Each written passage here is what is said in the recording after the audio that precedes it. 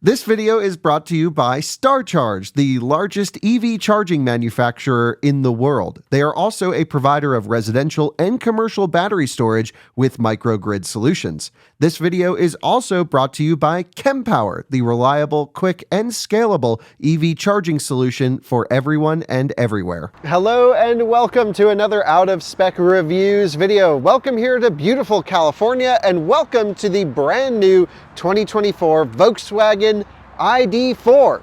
Now, we have covered the ID.4 since the beginning. I had the unique opportunity back in late 2020 or maybe 2021 to drive one of the very first pre-production prototypes of the car. I've then been covering the story, driving it across the country, then with the all-wheel drive introduction, doing all of those stories, driving them around the world. We've driven them in Europe and here in the US. It's a car we've thoroughly covered on this channel, and its popularity has risen and then fell based off of, honestly, pricing of its competition. The car's been very stable, very solid, but it's needed an update to, I would say, really put the last finishing touches on this car that it's been missing. And I'm happy to report that for the 2024 model year, for the US cars and the global cars, so many things have been solved here. There are massive improvements that will really lead to a much better vehicle. And in this video, I'm going to detail those, and we're going to go through all of the big improvements for 2024.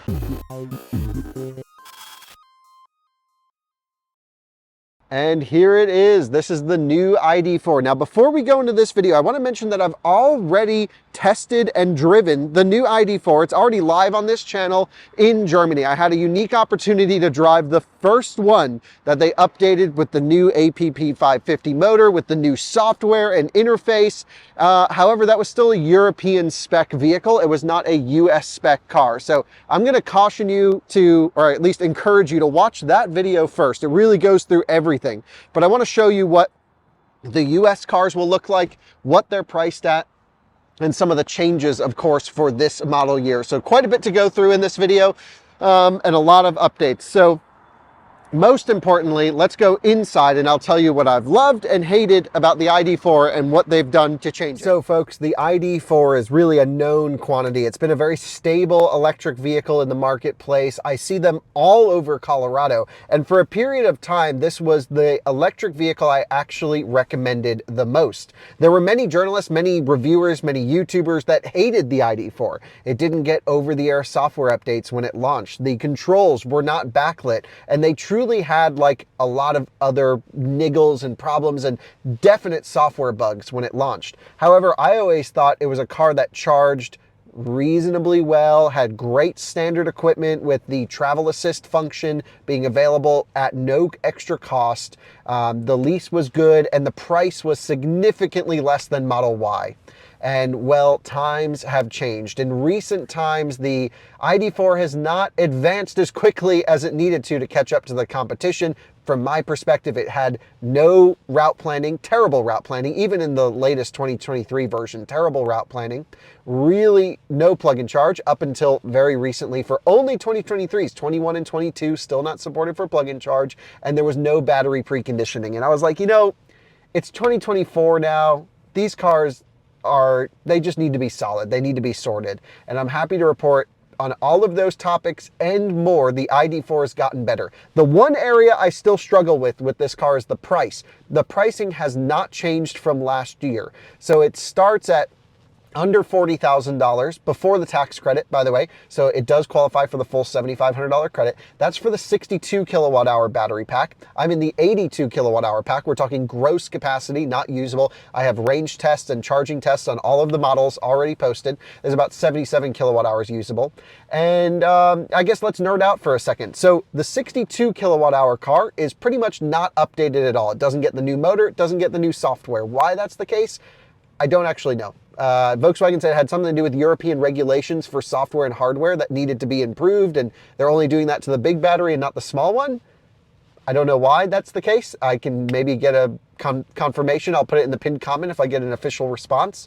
but only the big battery ID.4 gets the updates. I think next year, it sounds like the small battery, the 62 kilowatt hour, will get all these nice updates, and they certainly are nice. Let me show you. Inside the cabin, this is the big story here. No more old infotainment screen. As fast as you can hit something, boom, you're there. You have backlit controls, so much nicer, really great interface. That was actually me just misstepping something, but boom, you hit something, you're in. It does route planning, so you can see it's calculated a route. I'll show you how long it takes, so let's cancel this. This is the big thing for me. If I go from here, last destinations, to Fort Collins, Colorado, I'm currently in Pasadena, California. Let's hit go. Please drive to the route shown. An ID.4 could not do this before. Look at that. Really fast route planning right there. It will get us, I can pull this over. It will show me all the stops, and I can even choose what state of charge I want the car to arrive at a charger with. So you'll notice I have it set to 3%, really dead, so I can ride the charging curve. And it gives you,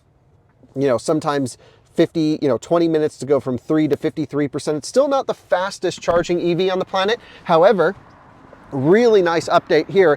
Every ID.4 with the big battery now, which has all the updates, the one you want, comes with the SK battery pack. Some of you will remember there was a situation in 2023 for the Chattanooga cars where they either came with the LG or the SK battery, and you had no idea until you took delivery. It showed on the window sticker.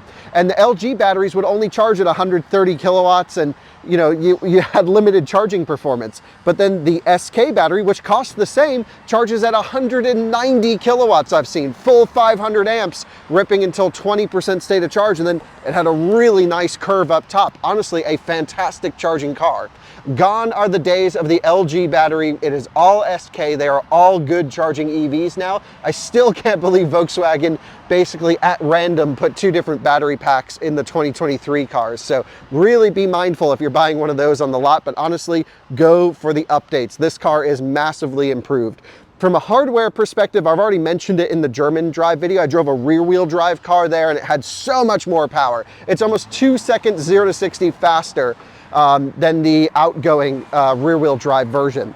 The all-wheel drive car gets that same APP 550 permanent magnet motor that has enhanced cooling, enhanced windings, enhanced efficiency, really nice motor, paired with the induction front motor on the all-wheel drive, like I mentioned.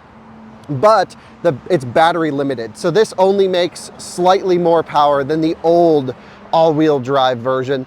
And yeah, so you're not going to notice a huge performance gain all-wheel drive to all-wheel drive. It's like, I don't know, just under 5 seconds, 0 to 60 now, I think 4.9 seconds. It's plenty fast. I've been driving this car in the canyons today. I didn't really film any of that because honestly, the driving experience isn't that different than the outgoing car. It's more about software and charging and route planning, and really those are the big improvements for me. And efficiency, of course, but it's snappy, it's fine. No one's going to complain about the performance. It's a soft car, but it's tuned really well. You guys know I've done performance driving reviews of the ID.4. It's actually quite competent. It's a really nice chassis. It does the thing. It rotates when you want it to. The brakes are still a little bit weird on them, pretty long brake pedal. And of course you have the rear drums, and it's the only electric car, I know I'm going on a tangent, that does brake-based torque vectoring with drum brakes in the rear. And you do feel it kind of like grabbing brakes coming out of corners, and I think it actually could use some better tuning, but apparently that was really hard to do. So ultimately, if you own an existing ID.4, which I know many of you who are watching this video do, should you upgrade to the new one? The answer is maybe. And I want to show you some software stuff. So let's really take some time and go through the software, because the outside styling is pretty much the same. The pricing again has stayed the same. The one actually update which everyone can rejoice. I got to put the camera, this is great news. I'm going to flip the camera around because I want to tell you this face to face. Great news, guys. Gone are the days of ID.4s clogging up Electrify America charging stations. Starting in 2024, the free charging, unlimited free charging plan is gone. You now get 500 kilowatt hours at Electrify America. They listened, they learned. It was a great sales barrier in the early cars, right? They sold cars, they could go charge anywhere, and it was free. Many owners took advantage of that have, certainly many owners can't charge at home, and they rightly were using their free charging plans. But I know so many ID.4 owners personally, and viewers, you guys, clogging up Electrify America stations, charging to 100%, because you didn't want to put in a home charger and pay for your electricity. Now you get 500 kilowatt hours. It'll get you a few road trips needed. That's great. And they actually will give you for 3 years a included Pass Plus membership, which buys down the per kilowatt hour rate. So I think it's like $7 a month for Pass Plus. That's included, and you get the cheaper kilowatt hour rate. That's the way to do free charging, folks.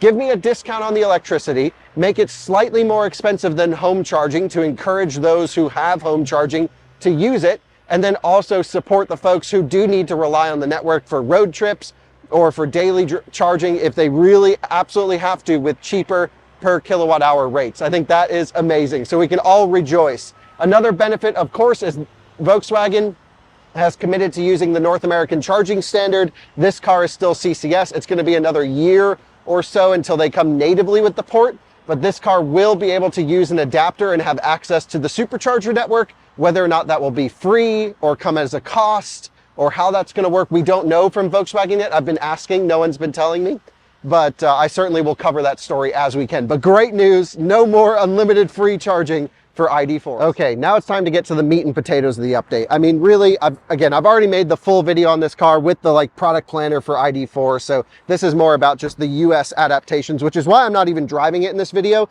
because the all-wheel drive drives pretty much the same as the outgoing car, a little bit spicier, but you can see the storage space. It's all the same stuff here. I do have to comment that this car, being a Pro S trim, does not have everything. There's a new Harman Kardon sound system option that's only available in the Pro S Plus, and I won't have the opportunity to try that out, but I do think that that makes the Pro S Plus pretty, the top trim pretty desirable, because the sound system in this car is meh, not that great. I would like to listen to the HK, but I haven't yet. You can also get 21-inch wheels on the top spec now, which is great. This one's on the 20s. It looks the same as the outgoing Pro S. Let's jump in. Still has the massaging seats in the middle trim. This is the trim everyone's going to buy. Pro S is the most popular. Look at this, software already on, booted up.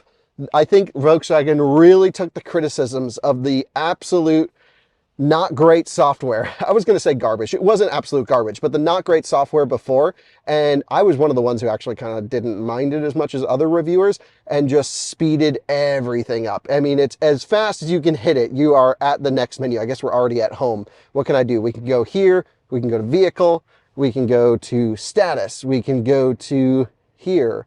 Switch on ignition. Let me turn the car on. Here we go. And we can slide around and we can turn ESP off into sport mode, and that's really the only thing I know how to do, because that's what I do in this system. I've also programmed it. You can program it as a hotkey. I have it programmed in Colton's ID.4 whenever I borrow it. Boom, then you can slide around. So the big things for me on this car actually come from the charging menu. Now, Volkswagen recommends an 80% daily charging limit, which I don't know why Volkswagen was charging them up so high. 80% is plenty for this event. And, of course, now you get a really nice, and just like before, easy to use charge slider. You also get manual preconditioning. So a couple things here I really love. It will show you if you are at a plug-in at a DC charger right now, you'll get 69 kilowatts at 63%. So not terrible, not great, but definitely a pretty okay curve. It charges great down low. And it will show you on this bar your quick charge potential. If it's fully filled all the way, then you get full speed for this state of charge range. If it's down here or even in the middle and it's a little bit cold, a message will pop up saying, hey, do you want to manually precondition to the charger? Now, of course, if you're using the built-in navigation like here and we navigate to a nearby charger, it will automatically precondition for that charging station. However, if you're using Apple CarPlay or Android Auto and you aren't using it, you can go here and boom, manually precondition. Love that feature. Really awesome. I believe it targets somewhere in that high 70, low 80 degree Fahrenheit range, just the coldest needed to accept the full current. Really love it. That is an amazing function. And it'll even tell you what it's able to do. It warms the high voltage battery to increase its charging potential and teaches you. And battery heating will be automatically paused when in park. Interesting. So that's going to be a good thing for me to know when I'm doing charge testing. I got to leave it in drive with the seatbelt on and the parking brake on so that I can keep the battery warming, which is just a fun little trick. But there we go. Very nice. So love the charging functions. I really love how it shows you your current power. It will teach new users the charging curve. If you plug in dead, you'll get much higher charging power and the effects of temperature. Awesome, awesome stuff. What else can this thing do? I mean, that's really all you need to do. It's got all of your radio presets. You can come through and, play Bluetooth or something. I wish it had built-in Spotify. I don't believe it does. But of course, you can just wireless Apple CarPlay or Android Auto to this. This screen is awesome. There is, let's just, if it will recognize my finger, there we go. What am I trying to do here at the moment? Oh yeah, let's go here. Let's go to Ida is there, and you can change the name like they're your, I guess, AI assistant. So actually, which was kind of cool, earlier today, I was driving in the canyons with my friend Banked, and we started to fog up the windows a little bit, and it said, hey, do you want to activate fresh air? And it popped up, and I said, yeah, let's do that. So it kind of knew what was going on, and I thought that was really cool. So it'll help you set up and everything like that. There's another thing I wanted to check, which is here in the ID software. Let's take a look. And it says we are using the vehicle as a guest. Ah, interesting. It won't tell me the software version, but I think it's 4 or 5. Something really big improvement from before. Still retains the great Volkswagen Travel Assist. I maintain it's one of my favorite highway drive assist systems. Does automatic lane changes. These buttons, by the way, are sort of flip-flopped from last year to this year. You have volume as a slider. You now hit a view button to toggle your view here. It's okay. It's not great, but it's certainly, you can still do all the same functions as before. Yeah, I don't know. I don't love these buttons, but they never bothered me as much as other reviewers were bothered by the haptic buttons on the wheel. Once you realize you can like slide on them and you don't have to push them down, it's not that big of a deal, I thought. Great driver assistance.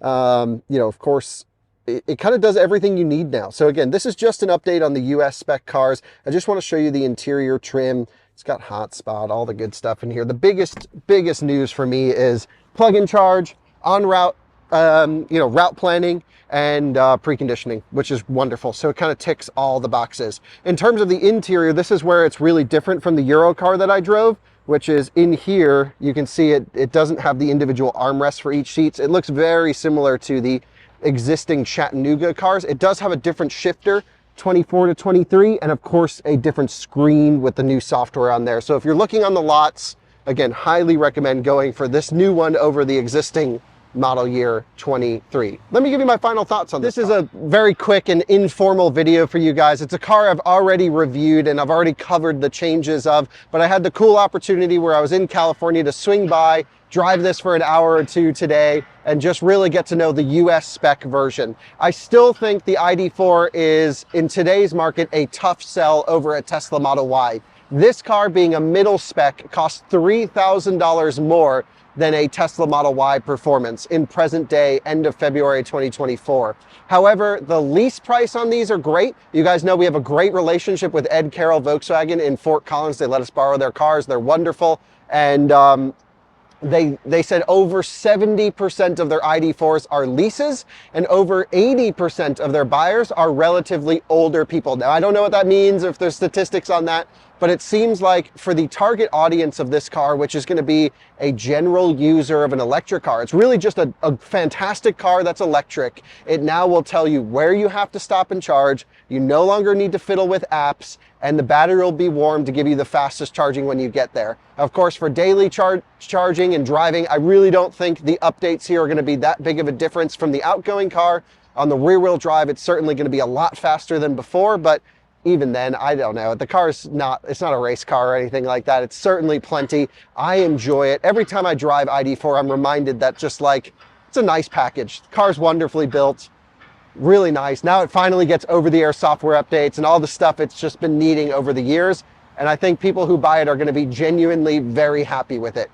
But you may want to look at the lease prices rather than the outright purchase, just because, again, Model Y performance or this, that's got way more power and way more tech than this thing even has. So that's just something I always have to bring up, is just the competition has been slashing prices, As a consumer, it doesn't matter to me if they're making money on each car or losing money on each car. At least here, I'm able to, you can purchase a Tesla or this or whatever other car. We should do an electric SUV comparison for 2024 and line them all up. Those always do well. Let me know if you want to see that. That's just, again, a very quick informal video on the US spec ID.4 for 2024. Great updates to the software, great updates to the powertrain, and it's already a fantastic chassis, I think. Car's really nice, looks good, high quality. What more could you want? Well, probably a cheaper price. That's the only thing I could want. And again, I don't know why they didn't do the updates to the small battery pack. Makes no sense to me. So anyway, thanks so much for watching. We'll see you on another one again soon. Bye-bye.